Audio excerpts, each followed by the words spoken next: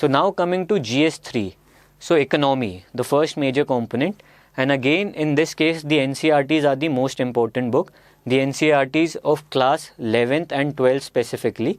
So I'll suggest you read the NCERTs from 9 to 12th, and so below 9 there's no NCERT for economy, and these are the must read books for economy.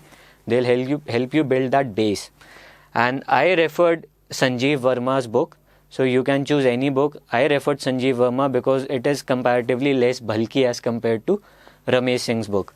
So I referred Sanjeev Verma.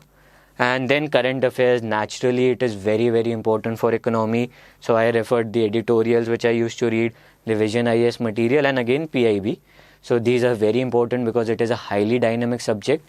And finally, budget and economic survey, they are very, very important, must read.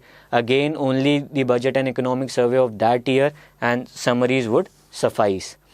And finally, I also referred online websites like Investopedia, Arthopedia.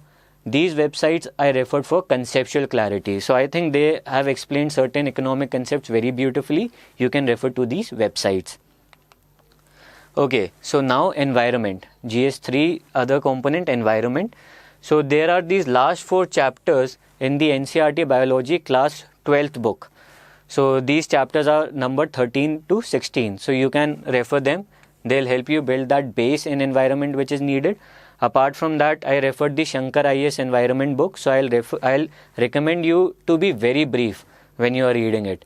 It is a bulky book, but you just have to be brief, and that is why it is manageable. And then current affairs, again, environment is a very dynamic subject. You have to refer to the current affairs. Again, the same things, nothing else. So I refer to these materials. And PMF IAS, that website which I mentioned for geography, it contains topics on environment as well.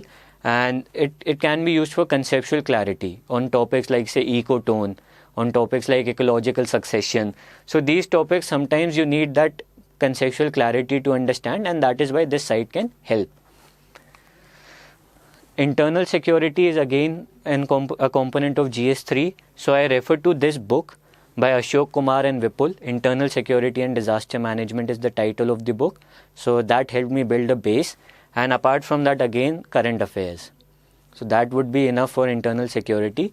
And finally, disaster management.